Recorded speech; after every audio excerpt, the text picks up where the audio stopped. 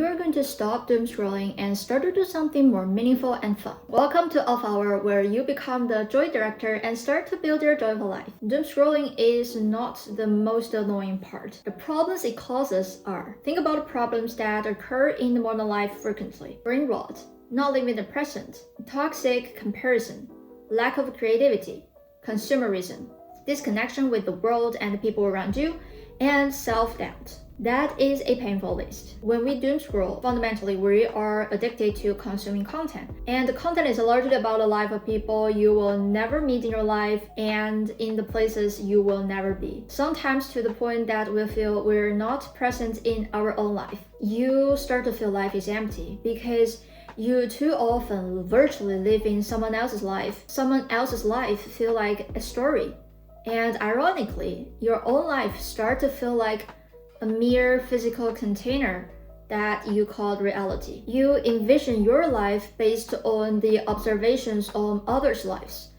And you always see what you don't have that they have, because everyone is unique and you will never be able to find your dream life in another person. So to get away from these problems, this painful list, you have to come back to your life. And the most powerful way to go back to your life is to document. Documenting what has happened in your life is different from experiencing it for the first time. It alters the angle you see the things happened, from a participant to an observer. And when you document constantly, the episodes compile and it reveals the pattern. Apart from that, looking back to the archive allows you to re-experience the snippets of your life. Documentation makes your life more tangible, and you will see your life start to pick up weight and depth. And at some point, you will start to realize your life is actually super duper good. Documenting also shifts you from mindless to intentional. In this loud, overstimulating world, the compass that prevents you from drowning and getting lost in this turmoil is the intention. But how does documenting your life look in practice? I will show you mine. There are 3 ways. You can pick up some inspirations from them, and I promise that you can start to do it from today after watching this video. And at the end of this video, you will see how documentations can help you to solve the problems that we mentioned that are caused by doom scrolling. So let's start with my 3 ways of documentation, shall we? Method number 1. Document your experience. Turn your experience into an unfiltered resume. So think about resume, you probably think about the one that you hand out when you are looking for a job. When we build a professional resume, we always want to show the relevant or impressive part, and we are super selective and judgmental. But an unfiltered resume is different. An unfiltered resume is for nobody other than yourself. You don't have a fixed title.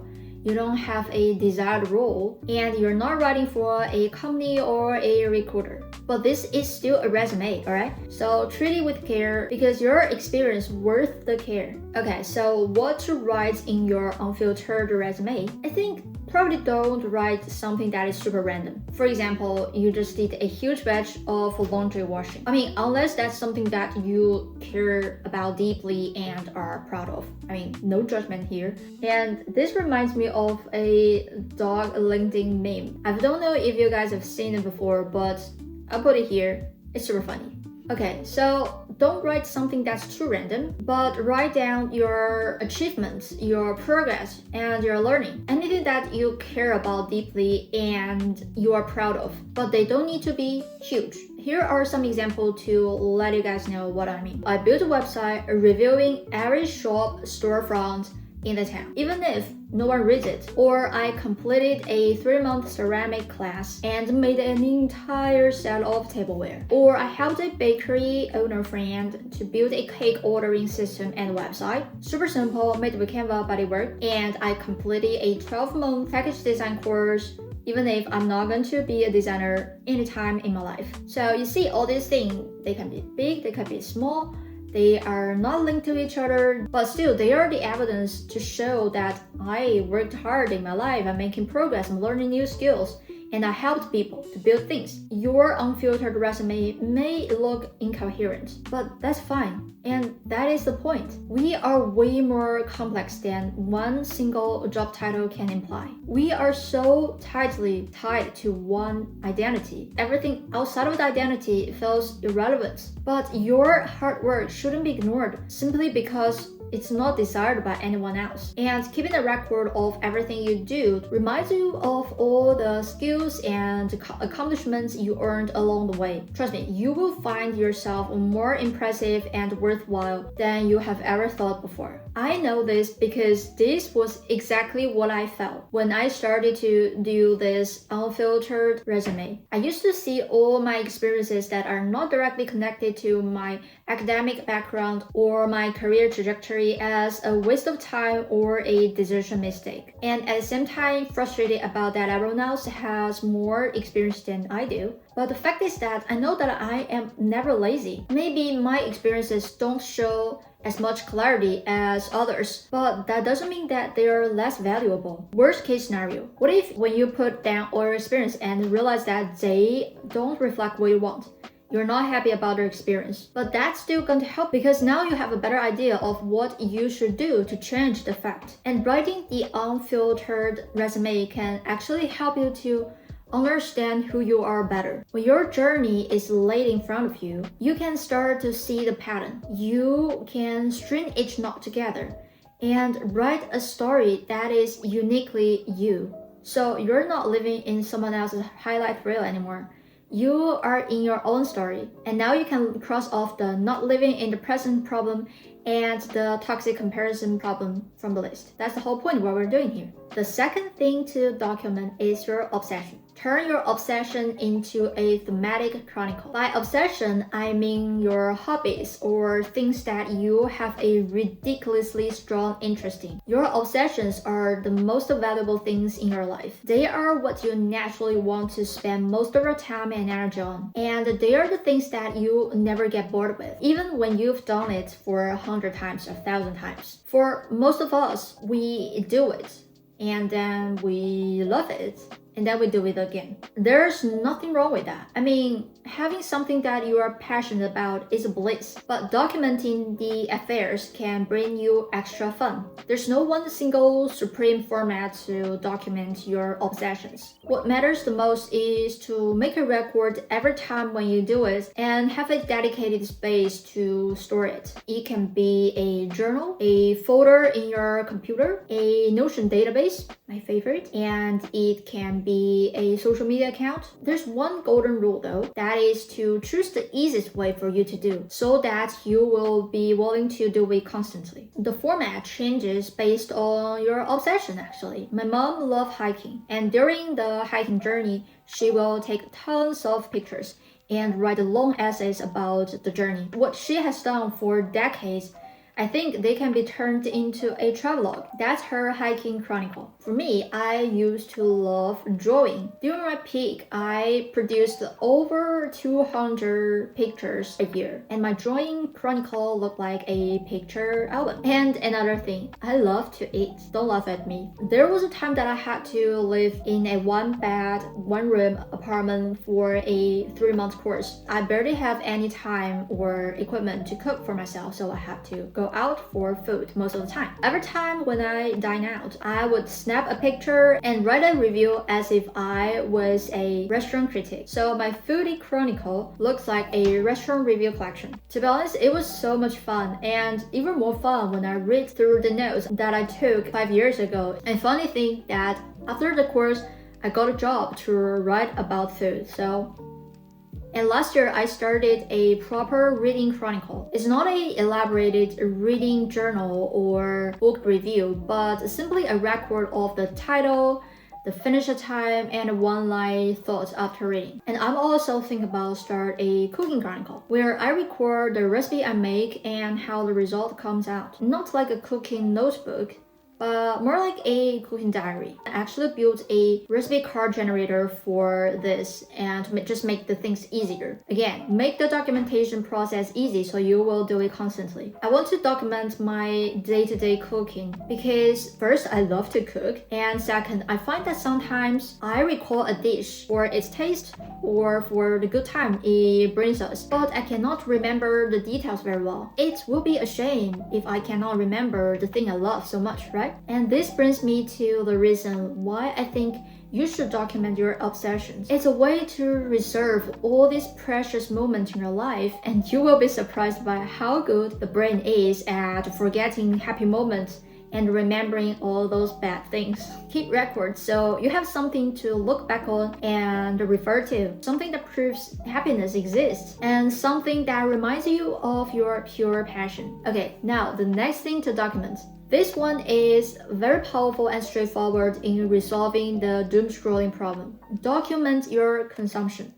Turn your consumption into curation. First off, I have a confession. I had a problem with consumerism. I used to buy things purely for the pleasure of buying things, not even the thing I actually bought. I made a lot of emotional purchases, thinking that just getting another new thing will solve problems in my life. And I 100% regret. That's why consumerism ranks high in my 2026 out list. But anyway, what we're talking about here is not really about buying less. It's more about knowing what you actually love and keeping a record of it. A good product or a good piece of content can actually improve someone's life. Consumption is not evil, but the mindless overconsumption is. The key is intention, and curation makes your consumption more intentional. At its core, curation is the act of selecting, organizing, and looking after items. You may associate curation mostly with museum items or art galleries, but it applies to almost anything like information, music playlists, clothing, or the books on your shelf. I used to love buying clothes, and I definitely had bought too many. Interesting that I'm not even that into fashion. Of course, I appreciate a good-looking outfit, but I was obsessed with comfortable fabrics or nuanced details on a sweatshirt, or just the feeling or the vibe up top brings me. But I found myself always on the way of looking for the next item to buy and forget what I already have in my wardrobe. At the end, I had too many clothes in my wardrobe, not enough space. I couldn't even remember them very well, yet I didn't like most of them that much. So since this spring, I had made my mind not to buy any new clothes and to get rid of some that I will never wear, and those that are left in my wardrobe are my curation now. For each piece, I know it very well. I know why I like it, and I know when I would wear it. Other than that, I start to curate food product I like. Again, I love food. And I write down why I like it, how I used it, and what are some good pairings are, etc, etc. There's a thing that I haven't done, but I think it will be a good idea to put them into collections with theme. For example, a collection for picnics, a collection for al fresco, and a collection for a grumpy raining night. Sometimes when I look back to my food product curation, I find surprising inspirations. Your memory is not that reliable all the time, and digging into the curation can sometimes bring you surprises from your past self. Since we're talking about doom scrolling, right? Content consumption is consumption, and content can be curated as well. And this is one of the best ways to fight against doom scrolling. What you can do, for example, create a playlist for your favorite creators. Pay attention to why you like them, what makes their creation special, and what is the thing, how they make you feel, and so on and so on. What you end up doing is spending more time on a smaller amount of good content rather than mindless mass consumption. If you like music, or you like movies, or you like books, design, anything, start to treat them as items in your imaginary museum. A curator, aka you, is not a hoarder. You curate with a clear theme or purpose. You are choosy and leave things out ruthlessly, and you give the curation context and narrative. I studied cultural and creative industry for my master's degree. One thing that I remember very well is that that curation can be creative. You don't have to be either consumer or creator. You can be both by turning your consumption into curation. That's the 3 methods for documenting your life. Let's look back at the painful list we talked about at the beginning. Documenting makes you more intentional about what you consume and what to do in your life. This is the key to curing the brain rot problem, and intention also helps you to make smarter decisions on what to buy instead of being blinded by consumerism. Documenting makes the shape of your life clearer. You see things that you've done and people that you've met. The moments you have experienced are not buried by the life images of others or simply lost in time because we forget things. When life is more tangible, you live in the present and you are more connected to the people and the world that is actually around you, not somewhere super far away. And we've seen that documenting can be creative. It's not only about collecting snippets in your life, but giving them meaning and stories. And finally, with this rich and true documentation, you realize you are a complex person with many aspects, stories, accomplishments, and connections. You will no longer be stuck in the toxic comparison, and self-doubt becomes less like a disturbing monster picking at you, but more like a gentle mentor pointing out the direction. In fact, at that point, it's not self-doubt anymore. It's a growth mindset. So, what are you going to start to document from today? Let me know in the comment which one excites you the most. And that's all for today's video. Again, thank you so much for spending time with me. Have a great day, and I shall see you in the next one. Bye!